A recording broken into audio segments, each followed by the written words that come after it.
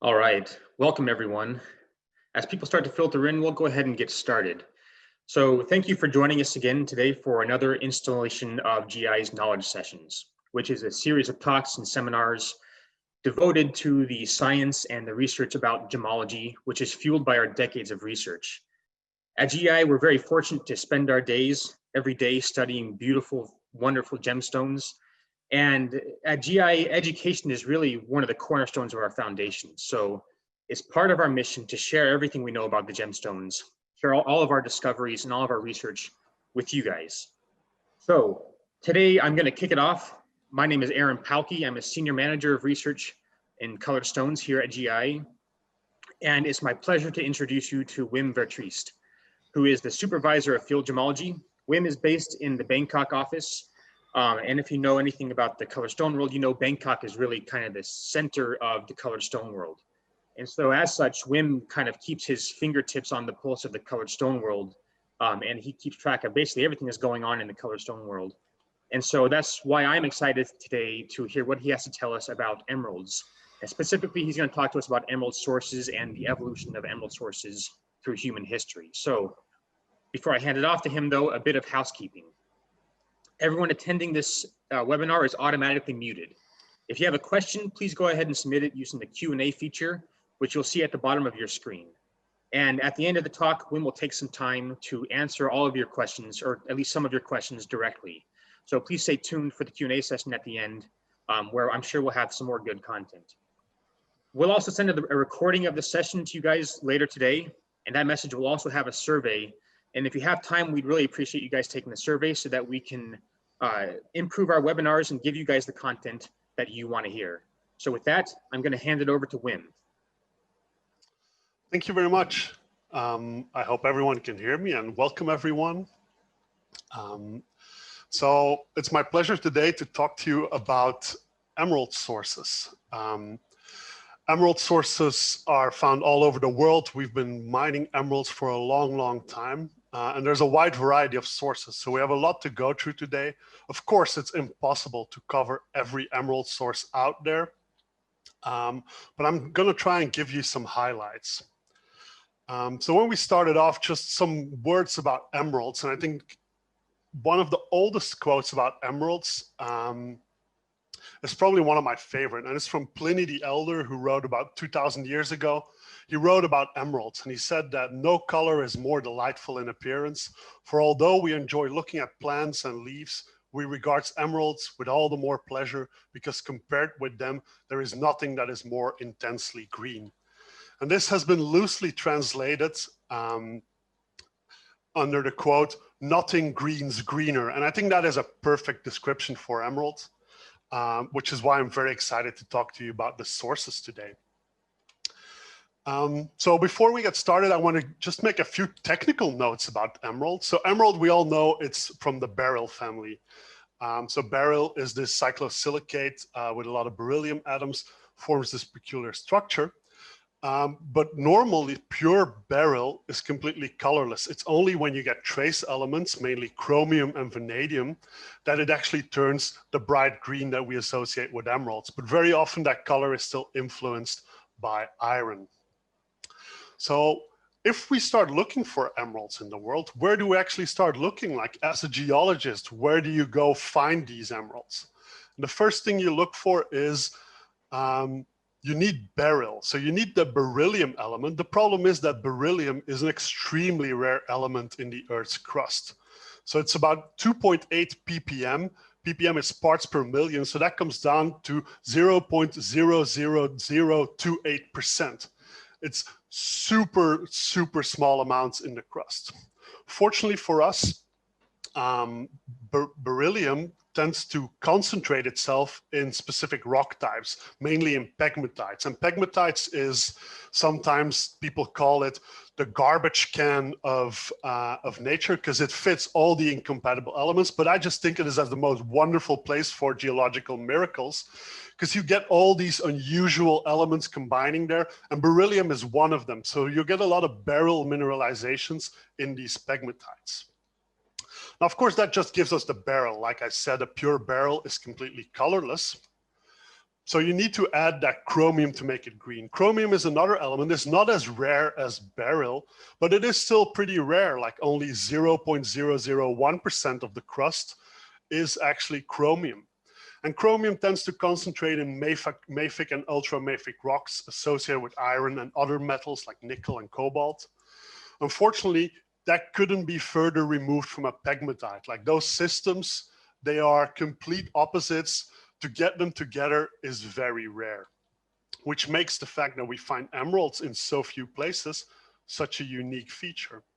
So if you want to actually cook up some emeralds, you want to use that emerald recipe in Mother Nature, you've got two situations. Like the first situation that we have is where we have a pegmatite, which gives you the beryl, a pegmatite that intrudes in a rock where there is already a lot of chromium present.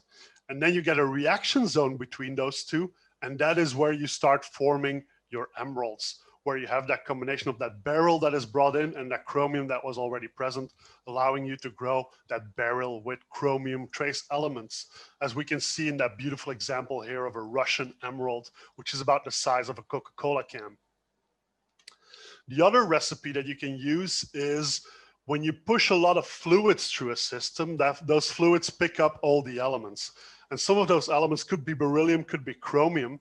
So when they're enriched enough in these elements and you put them in the veins, so basically the cracks that form in those rocks, they start crystallizing and you get beautiful mineralizations of different minerals, carbonates, silicates, those golden shiny pyrites, but also beautiful green emeralds like we can see here in the specimen from Colombia.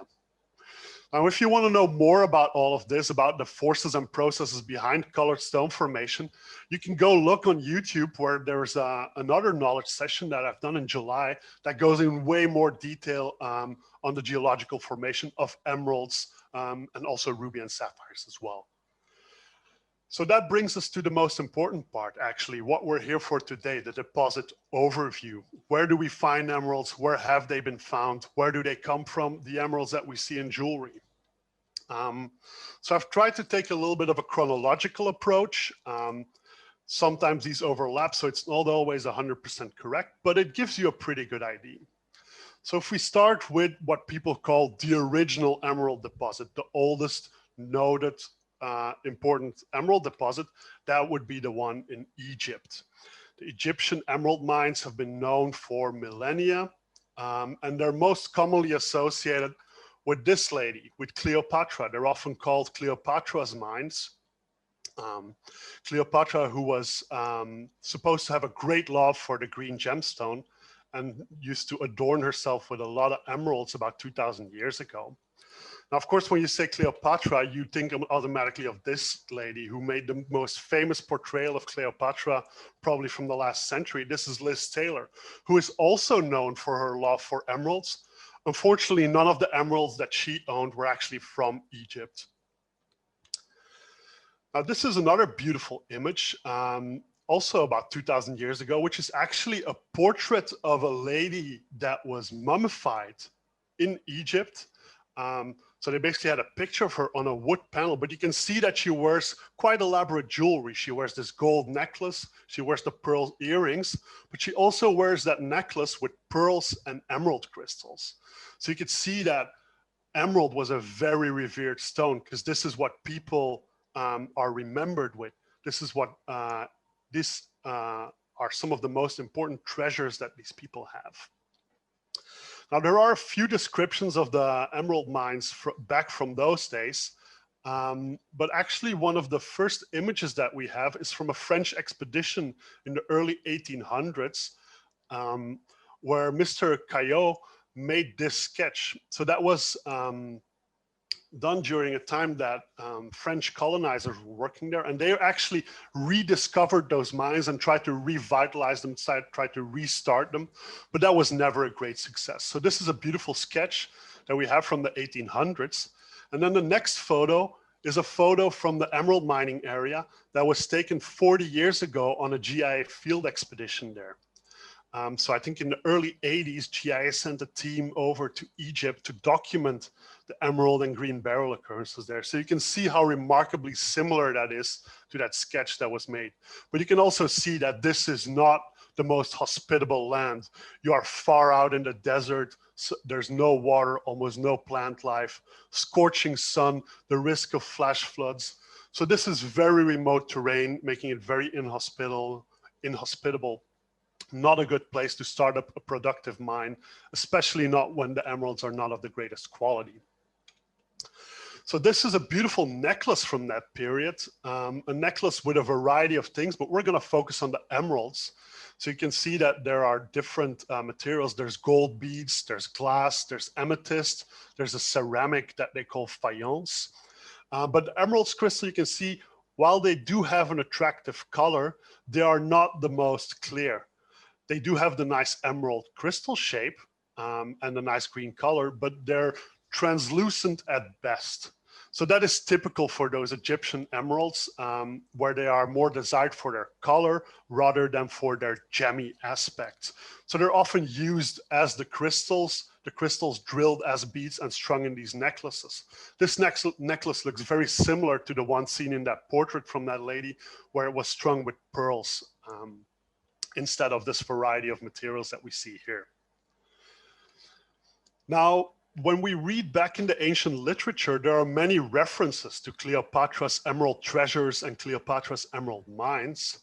The problem is that back in those days, 2000 years ago, the definition of an emerald was pretty loose. The terminology was not as we know it today. So basically people used gem names to describe gems of every color. Like all the red gems were called the same, spinel, ruby, garnet, they were all termed under the same label. So the same will probably apply to emerald as well. Now, if we look at the location of the emerald mines here in southern Egypt, not too far from the coast, we can look at the historical references that bring up another place that is not too far, and it's the island of what they called back then Topazios. The Crusaders called it St. John's Island. Nowadays it's known as Zabargat, which is one of the most famous localities of another green gemstone, namely peridot. So there's some of the finest peridot crystals in the world come from that place. So it's actually very possible that all of these references to Cleopatra's emerald treasures included a lot of reference to the actual gemstone peridot, because there's some very big peridots found there that are often more gemmy in aspect than the emeralds you find in Egypt. So while that is a very interesting source, but mainly from a historic viewpoint, the amount of Egyptian emeralds that we see in the trade nowadays is basically neglectable. They are very interesting for archaeological finds, for research projects, but chances of seeing those in a retail environment are almost zero. That cannot be said from the next source. The next source we're going to discuss briefly is Colombia. Colombia in Southern America, where even in pre-Columbian times, so before the discovery of the Americas by European explorers, the emeralds were already held in very high esteem by the local people, which are called the Muzo people. They used those emeralds in their gold jewelry, and in the town center of Muzo on the central square, you can still see this the statue of the Muzo people holding up what is supposed to represent an emerald crystal, although crystallographically speaking, it is not really resembling an emerald, but given that it has the bright green color, we can see past it. But you see, it's beautiful work with gold that was made more than 500 years ago and worn by the local people over there. Now, this is what the Colombian emerald mining area looks like. There's two things actually 3 points I'd like to point out here. The first thing is, look how green it is. The green of that environment matches the green of the emeralds. It's one of the most beautiful comparisons. And then I would like to point out these mountains here in the back. These very sharp mountains, those are the Fura Tena mountains. Fura and Tena are two deities that are important in the local culture and already mentioned in legends from pre-Columbian times. And it is basically said that Fura and Tena were a couple, but they went through some heartbreak. And during that heartbreak, a lot of tears flew, and those tears formed the emeralds. So sometimes people refer to the emeralds as furasteers. The other thing I'd like to mention is here in the foreground, where we see this Christian church in this small settlement. I think that's important because those are remnants of the Spanish conquistadors who took over that, that area once they discovered it and really extracted a lot of emeralds. So a lot of emerald treasure went from Colombia through the Caribbean back to the Spanish and Portuguese treasures and made some of the most exquisite treasures and pieces of jewelry from that period, all usually very Catholic inspired. But you can see that already 500 years ago, there were goods, very precious goods, traveling from one side of the Atlantic to the others. But their journey didn't stop there. From Spain, from Europe, these gems kept traveling, and they traveled to some of the most mighty rulers of that time, which were the Mughal and the Persian, the Mughal emperors, the Mughal rulers, and the Persian shahs, who had a strong desire for emerald. They were followers of Islam, which has where green is their one of their most revered colors. So emerald is one of the most revered gemstones. So they were highly desired, and a lot of the finest emeralds that were extracted in Colombia by the Spanish conquistadors made their way all the way to Persia and India. And these Mughal emeralds, they can have beautiful sizes, beautiful carvings with verses from the Quran inscribed on them. Absolutely magnificent treasures. Now, if we look at the area where these gems actually come from, we can see this beautiful photo from my colleague, Robert Weldon. I think he shared this in one of the last knowledge sessions that we did at the end of December. But I just want to bring this one up again, because here we see the Itoko River, which is very important because there's a lot of mineralization around it. And the Muzo Emerald Mine is down here in the bottom right. And that hill in the center here, that is where the estate of Victor Carranza, known as the Emerald Tsar, was, and he used to own significant parts of the Muzo Emeralds mine. So he controlled this area, but you can see that the river washes down. So it's expected that that river is actually full of emeralds as well. So you can see that there's houses and little camps lining the hills here, where all those people who mine in those rivers or work in the actual mines, they live in these tiny villages here. The village of Muzo itself, it's just cut off from the photo. It's on the top left here. But you can see what a beautiful environment that is, how green, how lush, really the perfect environment to find some of the most green gemstones in the world. Nowadays, most of the mining takes place underground. These mines are pretty advanced. There are large tunnels, huge costs, huge investments to actually keep those mines running. You can see that there's a lot of water, so you need pumps. You need to put electricity in there to keep it, to get the light in. You need to pump fresh air. People use drills there. So very developed, very big mines. Of course, not all the production comes from those big underground mines. There are a lot of artisanal miners working the tailings of those big mines, but also the riverbeds surrounding those mines. And that is where they find sometimes really significantly big emeralds as well.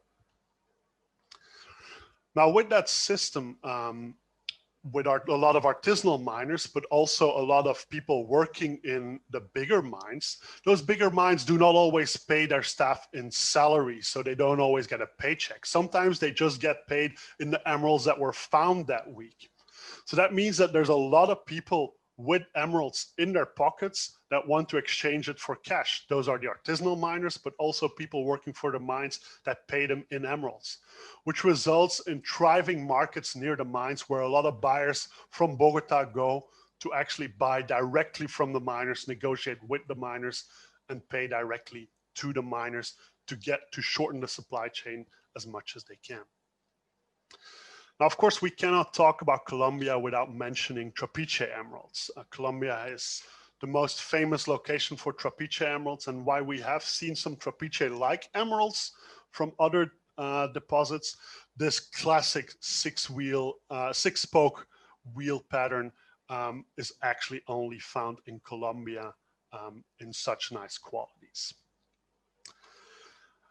I also want to bring up this emerald. It's an 18.04 carat emerald, nicknamed the Rockefeller emerald, and it is the emerald for which the highest price per carat ever was paid. It was more than $300,000 a carat, so very high-end Colombian emerald, and it still holds the record for highest price per carat for an emerald. There has been a more expensive emerald, but that one was bigger, so it didn't have as high a price per carat. But that was also a Colombian emerald. So that just gives you an indication of the amount of desire, the amount of value that people place on Colombian emeralds because of its rich history. Now, another place with a very rich history is the Russian emerald mines. The Russian emerald mines are found in the Ural Mountains. The Ural Mountains, which are considered the boundary between Asia and Europe, also referred to as the gateway to Siberia. But the Ural mountain range is an extremely rich in mineral resources. Mineral resources like metal, gold, platinum, iron, copper, nickel, you name it, they have it. This is a really cool gold crystal that we saw in the Mineralogical Museum in Yekaterinburg, which is the main city in the Ural Mountains. You also have industrial metals, coal mines, kaolinite mines, and asbestos mines. In fact, asbest was named after the town Asbest in the Ural Mountains. This is the sign that we drove past when we went on our way to the emerald mines. But of course, what we're most interested in is gemstones from the Ural mountain range. You've got beautiful quartzes, beryls, topaz. Probably the Ural Mountains are most famously known for their garnets, namely their demantoid garnets with the beautiful horsetail inclusions. But now we'll take a deeper look at the emeralds that they find there. So I already mentioned the city of Yekaterinburg. It's one of the most developed cities in Russia. A beautiful place in summertime. But this is the capital of the Ural Mountains. This is where all the trade is coordinated. So if you go visit anything in the Ural Mountains, whether it's the emerald mines, whether it's the garnet mines, you always have to base yourself in Yekaterinburg. So from Yekaterinburg, it's about a 2-hour drive to the actual emerald mines. And this is a photo of the emerald mining pit. You can see that there's the lift shaft. For those of you who have visited a mine, you have an idea of how big those are. That's here in the back with a huge processing hall for the material. The open pit mine is no longer used. All the workings are underground now, but this pit is about a kilometer and a half long and half a kilometer wide. So you can see that it used to be a really big mine that is now no longer worked at the surface, but is still very active, bustling with activity underground. Just to put that in perspective, this is the town of Malisheva, which is surrounding that mine, the mine that is called the Malisheva, used to be called the Malisheva mine. I've outlined the deposit, the mining pit here in green. So you can see how big it is compared to the town. Right now, most of the tunnels are actually digging under the town, but you can just see how big that mine was. Unfortunately, mining for gemstones is peanuts compared to all the other mines around. So in this one, I've got an image that is zoomed out a little bit more. And here we've got the town of Asbest with the asbestos mine. I still have the green circle around the emerald mine here, but you can see the size of the asbestos mine. So even though that gem mining area is really big, it is peanuts compared to industrial mining for copper or other metallic minerals or industrial minerals. Now, if we look at the evolution of the Malisheva, now called the Mariinsky mine, throughout the ages, it was discovered in about 1830s, and it immediately got the attention of the European elite where the Russian imperial family took a very important place. So a lot of jewelry made by for the imperial family use a lot of those emeralds from Russia. There's a couple of the Fabergé eggs that make extensive use of the emeralds from this mine. Unfortunately, after World War I, the Russian system changed, and the imperial family was no longer held in such high esteem. And the whole political system changed, but also the whole economical approach changed.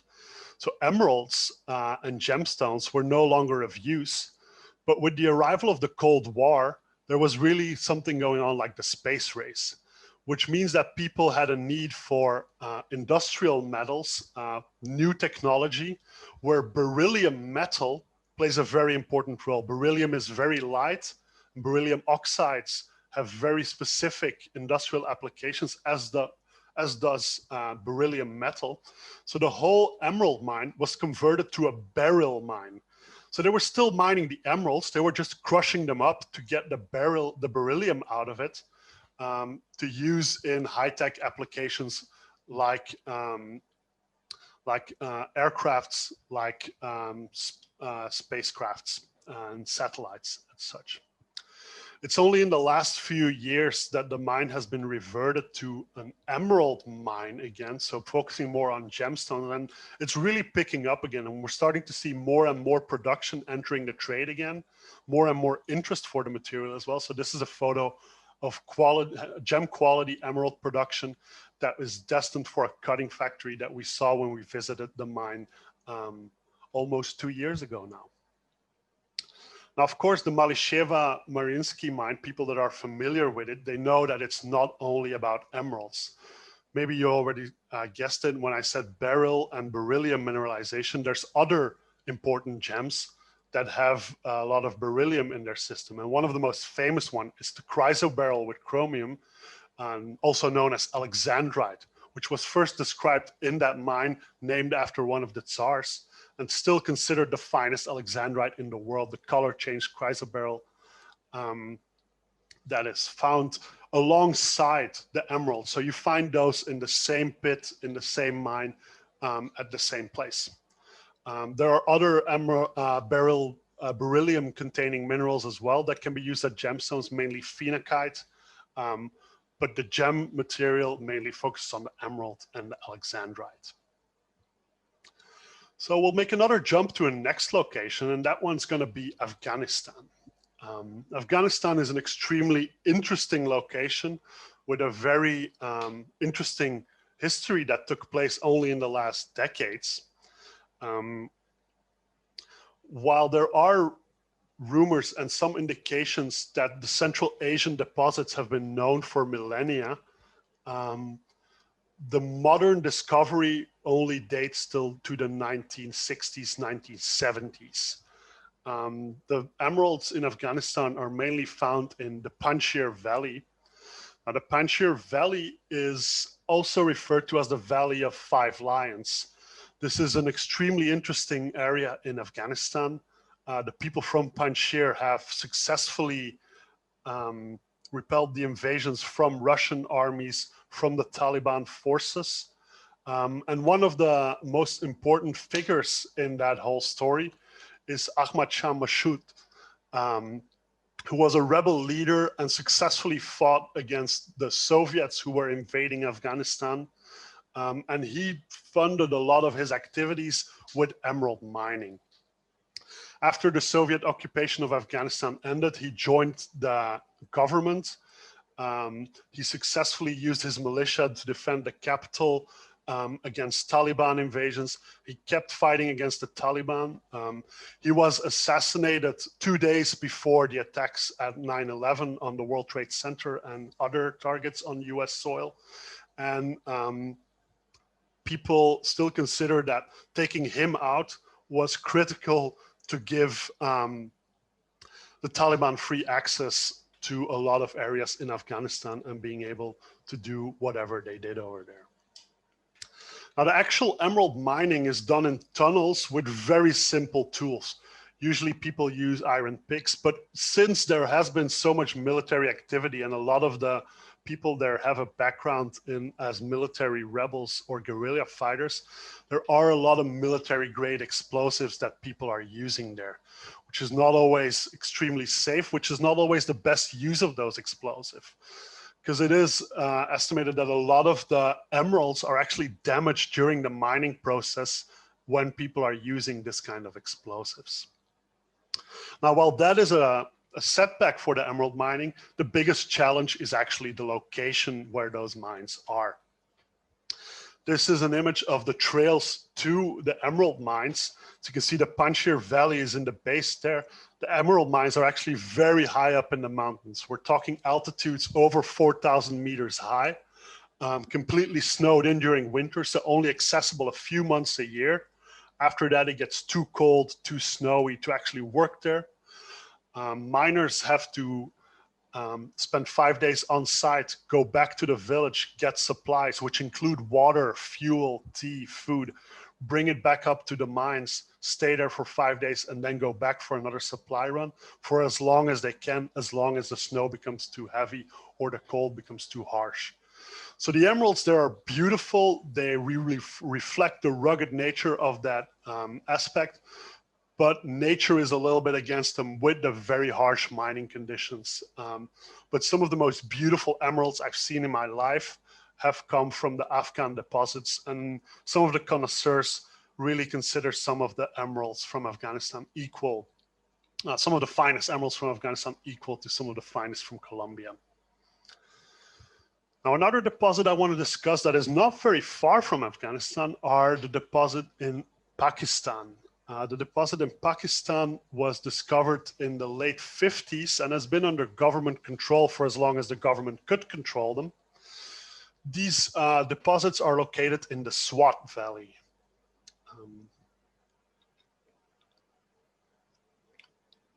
Now, the Swat Valley in Pakistan might ring a bell with some people. The Swat Valley has been has seen many battles over the last decades for control, where Taliban groups aimed for control, and they actually held this valley under their control for a couple of years. So the Swat Valley was a heavy battleground during the war against Taliban, the war against terrorism. They actually controlled it for a few years, and they aimed to implement Sharia law. So the ruins that you see on this photo used to be a girls' school that was completely demolished by the Taliban who ruled this area for a few years. And the Taliban is supposed to have relied heavily on the funds that they got from massive illegal extraction of Swat emeralds during their 2-year rule of that area. Now, on the more bright side, the Swat Valley is also the home of this girl. You might be familiar with her, Malala Yousafzai. She was a Nobel Peace Prize laureate and a Pakistani activist, really active in getting access for girls to higher education, just to regular education and higher education. But she was born in Mingora, the main city in the Swat region. The Swat region, which is sometimes also referred to as the Switzerland of Pakistan, because you got the views on the snow-capped mountains that you can see in the back.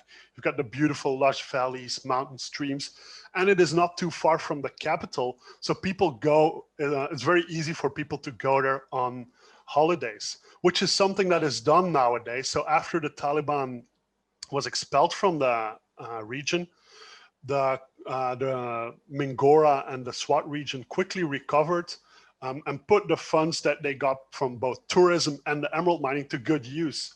So these are a few headlines from articles from the last years where Swat is referred to as some of Pakistan's success story, where they went from one of the most heavy battlegrounds in Pakistan to one of the most cheerful, brightest holiday resort places in Pakistan in less than 10 years.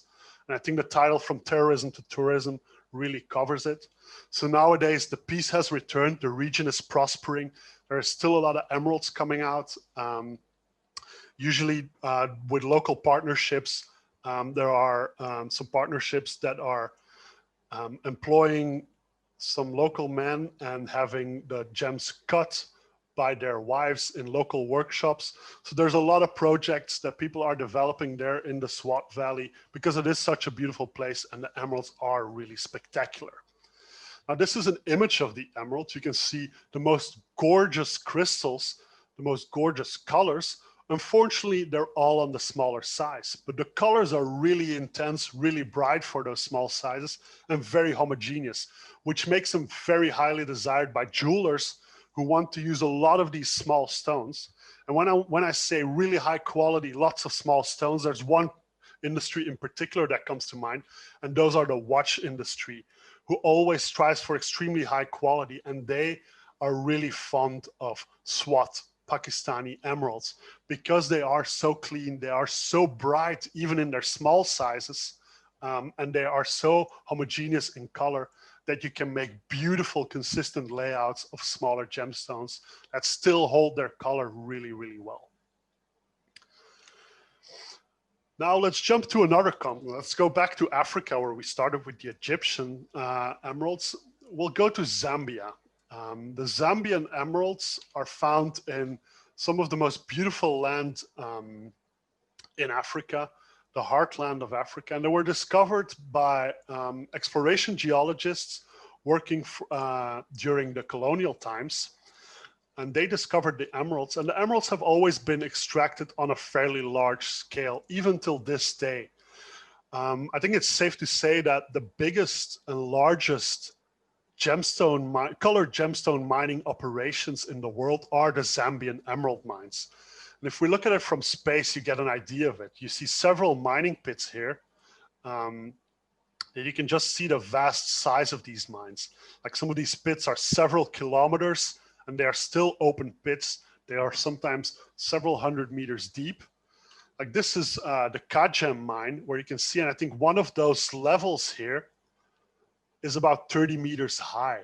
So you get an idea of how big that is. I think this little black dot here, that's an excavator. So you get an idea of how big these mines are. This is where the Zambian emeralds come from. They are the largest colored gem mines in the world. Now, of course, if you want to build such an operation, you need to use the heavy equipment. You need to blast to remove material. But of course, they have the same issue as in Afghanistan. If you start blasting these rocks, emeralds are fairly fragile. They tend to crack and break. So you have to be careful to not break the emeralds as well. So while they remove the overburden, the rock that is not mineralized, once they hit an emerald-rich zone, they completely switch methodology, because here they use heavy explosives to remove rock. But once they hit an emerald-rich zone, the emerald extraction is still done manually, where a team of chiselers using chisels and hammers pick out the gemmy crystals carefully, one by one, and put them in these boxes that you see here. After that, the remaining material is scooped up, transported to the wash plant, and in the wash plant it is further processed.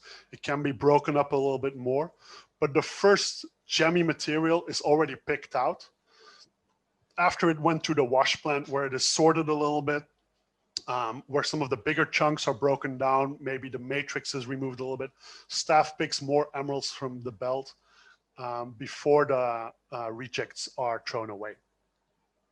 Now, of course, if you have such a big mine, you have a lot of production, and that means that these big mines, they have the capacity to set up sort houses at the mine site where they can start sorting the emeralds on site, which makes it a lot easier for the buyer, the end buyer, usually at auction, because he doesn't really need to evaluate the emeralds in such detail.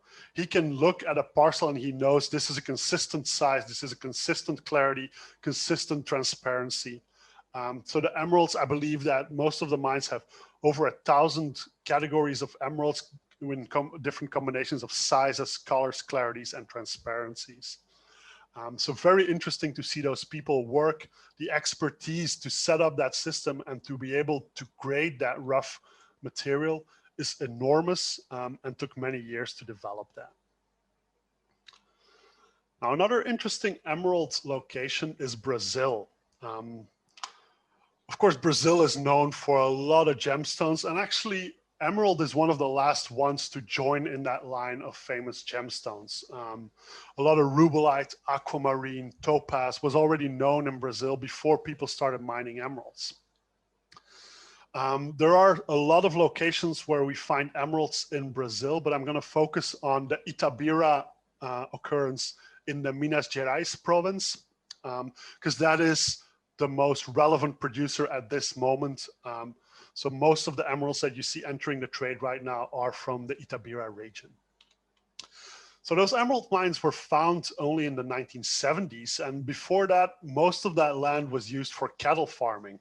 So the people that are now running those mines, they actually used to be cattle farmers, but they turned emerald miners. Because Brazil has very strict mining laws, it was very quickly clear that it was beneficial for them to really go high tech and large scale. So while they did start those mines as open pit mines, they quickly shifted to underground mining. Underground mining on a different scale than the Colombian mines, where it's still tunnels and a lot of manual work. Here they're actually driving dump trucks underground through a ramp and are loading them there and bringing it back up to the surface. So those mines are a lot bigger, a lot more well planned. There's a lot of geology studies, a lot of geotechnical studies involved. So there's really high tech, really well planned, really long-term vision for those Brazilian emerald mines. Now, when I say high tech, it means that that mechanization is also reflected in the actual extracting, the actual sorting of that material. You can see here, this is part of their wash plant. So you can see there's a lot of automatic sorting, sizing going on. And I think they were actually the first colored gemstone mine to work with optical sorting.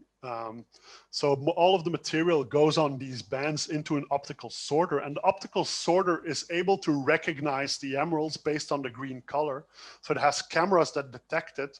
And when the emeralds fall off the band, puffs of air can shoot out the emeralds. And this is way more efficient than actually manually picking, where you can overlook certain gemstones as well. So the Brazilian emerald mines, very interesting, very high tech, very well planned. A very consistent supply into the marketplace. Now for the last deposit I want to discuss, I want to go to the Ethiopian emerald mines. The Ethiopian emerald mines were only discovered in 2016, very recently.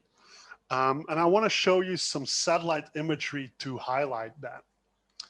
So this is a satellite image from 2009, where there's not a lot to see. There's a lot of trees. There's a little house here. There's this Y in the road, but there's no sign of mining whatsoever. Now, if we fast forward to January 2017, when the mining really started happening, when we started seeing the first material in the trade centers, you see that the village here has expanded a little bit. And you see that there's a little bit activity here in that forest. And that is actually where those emeralds were found by the artisanal miners near the surface. So in January, February, March of 2017, over 10,000 miners descended upon that area and really started digging there. They quickly grouped in what they called associations, which allowed them to pool their capital and really develop a large scale mine, bigger operation, bigger investment, working more systematically. So if we fast forward 1 year, so this was January 2017, where we can just see the beginning of the emerald mining going on. This is an image from 1 year later, where you can see that there's a really big mine developing here. The village has expanded even more. There's more people living here. There's the headquarters of the mine has expanded as well. So you could see that that mining area has really evolved in the span of 1 year. So you can see that actually here, this shady part, that is where the wall is, where they extract the emeralds. And this is a view of that wall. So you see here, there's these two guards standing on top here, so you get an idea of the size of this mine. And the emeralds are actually found in this zone here. So you see this lighter rock that basically curves up here a bit like a hockey stick. That is a pegmatite intrusion. Remember in the beginning when I said where you have a pegmatite intrusion into rocks that are rich in chromium, so your pegmatite delivers your beryl and your chromium is already present. So in the reaction zone, you get a formation of beryl with the chromium, which results in the emeralds. So here you got a bit of a closer view. So you can see that the pegmatite sometimes is 2 meters wide, but it really pinches out. Sometimes at a certain point, it's only 20 centimeters wide. And the reaction zone around it is very thin. It's 5 to 25 centimeters, but that's where you find the highest quality emeralds. This is my hand with the one single gem quality emerald that we found while we were on site that we were able to collect. While I do have very big hands, it still is a very tiny emerald, but we were still very happy with it because this was a very good sample for us to study because we were 100% sure where it came from since we pulled it out of the rock ourselves. Now, this is an example of some of the emeralds that we've seen coming out of Ethiopia. This is a beautiful finished emerald with no oil and doesn't need any oil either, of about 8 carat, but you can see that the rough gets bigger, but when it gets bigger, it's usually not as transparent, but some of the smaller crystals are very transparent.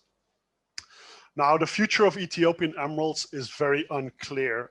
It was looking very promising that first month, that first year, it really made a lot of waves, both in production centers, but also in trade shows like Hong Kong and Tucson, where a lot of attention went to this new material. But after that first year, the supply decreased.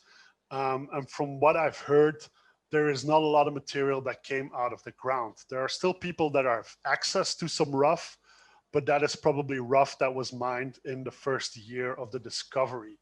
New rough is extremely rare and is usually doesn't really match the quality of the first material that came out. However, people are still looking for emeralds there. They know what emeralds are because they didn't know that before, so they keep an active eye open for it. So it is possible that people will find more emeralds in that area. But for now, it really remains unclear what the future of Ethiopian emerald is. But the trade was very excited with the material that came out and is still out and available. Now, of course, I've discussed only a handful of deposits here. There are way more emerald deposits in the world, and I've just, off the top of my head, I've listed a few here. Like you can see here in Brazil, there's more than one. The Itabira is one of 4 major emerald areas. You've got emeralds up in the Arctic in Greenland and Canada and Norway. You've got some historic deposits in Austria as well, which have been mined since Roman times. You've got Indian emerald deposits that probably contributed to those Mughal treasuries as well. You've got some Chinese emerald deposits that are getting a lot of attention in the domestic Chinese market nowadays. You've got more emerald deposits in that Central Asian region where we had Panjshir and Swat already. But then there's also more emerald deposits in Southern and Eastern Africa, mainly with the South African and the Zimbabwe Sandawana mines, which were important producers in the last decade, in the previous century, but in the last decades have not been that active, and there's not a lot of new material coming out. That's why I choose not to discuss them. You also have the Madagascar deposits in Mananjari, which was also discovered in the 1970s, and which is sometimes producing material. The material can be found in the trade. You've also got deposits in Nigeria. You've got emeralds at several locations, although most of that tends to be lighter in color, so more towards the green beryl and not really the emerald. There's a lot of effort being put in mining over there right now. And then, of course, you've got some deposits in the USA. I've only highlighted North Carolina, but there's a few other occurrences, although none of those are really economical, and they're more from a research perspective or for a specimen collector perspective. So I hope that gave you an idea and a bit more insight in some of the more popular, the more common emerald sources in the world. Unfortunately, we only have an hour, so I can't go into detail about all of them. But I think that we have some time for questions. And I just want to thank everyone already for joining and for attending. And I see there's actually a lot of questions, so I'm looking forward to seeing those. Yeah, thanks, Wim. That was really, really fascinating. I especially like hearing all the information about the Egyptian mines, which is something I maybe didn't really know much about before. We do have a lot of really good questions, so I think we have plenty of time as well. One of the questions that we had was actually quite interesting. The question was, did the Mughals, you showed that the fascinating tablet with the verses from the Quran, the emerald that was carved from Colombia. And the question is, did the Mughals get emeralds only from Colombia, or did they get them from Afghanistan as well? It is hard to say. I think most of the fine specimens that we see from the Mughals are actually Colombian material. But I mentioned like those two Indian deposits as well. It is very well possible that some of the Indian emeralds made their way into those treasuries. Maybe the Afghan and the Pakistani material as well, although their modern discovery was only in about 70 years ago. It is possible that they made their way there, although most of the Mughal treasure are rather big stones, which usually only come from Colombia if they are gemmy. Okay. So the next question is, which I thought was interesting, is what are the major cutting centers for emerald? Where do they, once emeralds are mined, where do they go next? Yeah, so I think a lot of Colombian emeralds are mined, are cut in Colombia as well. But a lot of Brazilian material is cut in Brazil as well, because Brazil had that a lot of experience with gemstones as well. Then I think the most important emerald cutting center nowadays is probably Jaipur in India, where there's a lot of expertise on emerald cutting. I believe that a lot of the Zambian material actually goes to Jaipur. And I think Tel Aviv in Israel also has a lot of expertise in emerald cutting. The classic ruby and sapphire centers like Thailand and Sri Lanka, they are not really involved in the emerald game, because working with emerald rough is a very different game than corundum rough. So we're looking at very different regions here. So South America, Israel, and India would be the main cutting centers. Okay. Another question is, you mentioned the asbestos mines in Russia, and I think you piqued a lot of people's interest when you started talking about asbestos. So just some questions, there were several questions about it. So the questions are basically, are they still mining asbestos in Russia? I mean, this is not related to emeralds so much, but it's interesting, I think. Are they still mining asbestos? And if so, what are they using it for? When we were there, the mine was still active. I am not sure about the uses. I'm pretty sure that they use it less liberal as they used to, because it's proven to be carcinogenic. But I think it still has its industrial applications. It's just way more limited. It is no longer the wonder material that it was considered 60, 70 years ago, but it still has its industrial applications. And I think when used in the correct way, like with proper dust control, because I think it's mainly the asbestos dust that is extremely dangerous. With proper dust control, it is, it still has its applications in today's modern society and industry, although it is way more limited than it used to be. Okay. Another question is, you mentioned the Swat emeralds in Pakistan. Somebody asked, do you also find emeralds across the border in India? And are they related? If you do, are they related in some way, or are these distinct deposits? I'm not really aware of, and there's Indian emeralds in Rajasthan, which borders on Pakistan, but I think those are significantly, distinctively geologically different from the Swat mineralization, because even the Panjshir and the Swat material is geologically different. They share a lot of similarities, but they are definitely different. Although they're found in different countries, but they're only about 100 miles away from each other. So no, I'm not really aware of any Indian material that could be confused with Swat material. Okay. Another one that just popped up, any emeralds in Sri Lanka? Not that I'm aware. There are some obscure references to emeralds being found in the gem gravels of Sri Lanka, but I am not that convinced about that identification. I don't think there is an emerald mineralization as we know emerald mineralization in Sri Lanka. However, it is possible that there is some extremely green beryls out there. which is a subtle difference, but that might be the explanation for some of those mentionings.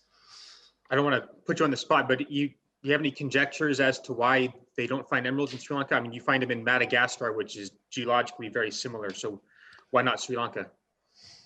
I'm not sure. I think probably the chromium-rich host rock is not extremely present because there's not a lot of even most of the gemstones you find in Sri Lanka are not usually the most chromium-rich. Like the amount of rubies you find there is limited. The amount of alexandrites are not really the extreme chromium-rich type. So I think it's just a lack of the chromium because there is beryl there. There's just no beryl with chromium. Makes sense. Another question about sort of the geology, you know, in these deposits where you find emerald, do we ever find other colored varieties of beryl? You sometimes do. Usually when it's pegmatite related, you really get the emeralds in the reaction zone, but you can also have beryl mineralization or tourmaline mineralization in the pegmatite itself. But usually those are not as gemmy or they are not as in the desirable colors. So usually when people mine emeralds, they only find emeralds. You do find the occasional quartzes, and then you find some rare materials. I think the best example is probably going to be the associated phenicites and alexandrites in Russia.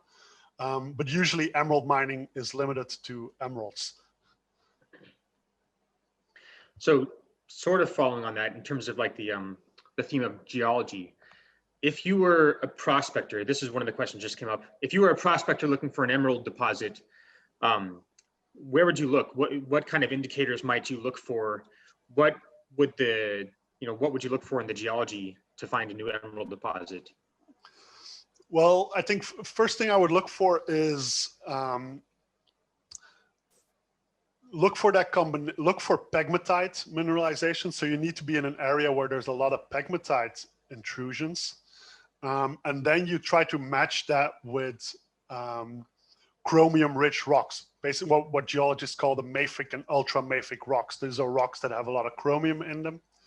So where you have the combination of those two, that is where you have a potential for emerald mineralization. So you need to go looking for where do you have that source of beryl and where is the chromium already present, and then where both overlap, that's where you will have a potential for emerald mineralization. Okay. Moving on to origin determination, specifically geographic origin determination. We've had several questions about how reliable is origin determination for emeralds. We've had some comments saying some Swat emeralds may have been confused for Colombian emeralds. I've heard of some other emeralds from different deposits being confused for Colombian emeralds. How easy is it to separate these, and how confident could you be in terms of making a geographic origin determination for an emerald? Yeah, I think emerald is, in some cases, it can be very challenging for origin determination because there are, most of the emeralds form in very similar geological environments. Luckily for us, trace element analysis is very helpful for emerald origin identification. Why is that? Because emerald it's not a super complex mineral, but it's also not extremely simple. So there's a lot of room for substitution, a lot of trace element variation that we can use to look at subtle differences in trace elements between emeralds that formed even in similar systems. But inclusion-wise, it might be a lot of deposits have very similar inclusion scenes. I think if you want to know more about emerald origin determination, go check out the Gems and Gemology issue that was published, I'd say, almost a year ago now. So the winter edition 2019, which is completely dedicated to origin determination and has an article fully dedicated to origin determination of emeralds that has description of all the major emeralds that we see out there with their typical inclusions, with the challenges, with some case studies as well. Okay. A couple questions came up regarding the effect of emerald mining, and especially the environmental effects of emerald mining. Can you speak to that to an extent? Yeah, I think as with all gemstone mining, it is less damaging to the environment than metal mining. And the main reason is that for gem mining, you don't need any chemicals. You only need mechanical processes. So you don't need heavy acids to process them or something. You just need mechanical operations. Now, while I think most of the big mines that I think people would have most of the questions about the environmental impact, which are going to be the Colombian, Brazilian, and Zambian, those are countries that have a very well established mining legal framework. So a lot of these mines have plans of this is what I'm going to do with the mine while it's in operation, but they also know what their mine is going to look like after it has been abandoned. And that is actually one of the biggest blockades for Brazilian emerald mining, because the Brazilian legislation is extremely strict. So I know a lot of Brazilian emerald miners that have been basically doing administration for 5 or 6 years to get new permits to be able to expand their mines. And they all have plans to repurpose their mine after the emerald resources have been finished. Thanks, Wim. So as we're getting a little close to the end, so maybe 1 or 2 more questions. Here's the next one. Where does, you mentioned the treatments for emeralds, and especially oiling and different types of filling. You mentioned also where the stones are cut. Where does the treatment actually happen, like geographically? I think most of the treatment actually takes place in those cutting centers. I think for most high quality emeralds, they are cut first, and then the finished goods are oiled. So people will cut the stone, will see, does my stone need oiling? Because if you treat a stone, if you fracture fill it, the price will be lower. So people will look at the stone after it has been cut and will then decide if it needs oiling or fracture filling with another material. So that is usually done by the cutter or a partner of the cutter. So I'm going to say that that is Jaipur, South America, and Tel Aviv again. Although there are some people who will do it in-house, there are some specialized facilities all over the world that focus on emerald refilling, because not all of that fracture filling is stable. Some of it has to be repeated every year.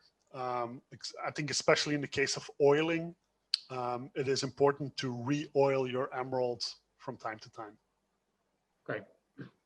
Well, Wim, thank you very much for your time. I know you stayed up until midnight, so thanks for cutting back on your sleep for us. If you guys have any other questions, please join us on Instagram, Facebook, LinkedIn, and Twitter. And if nothing else, we will see you next week when we'll be joined by Evan Smith, who will give a talk on natural rough diamonds, crystal shapes, and surface features. So hope to see you again then. Thanks.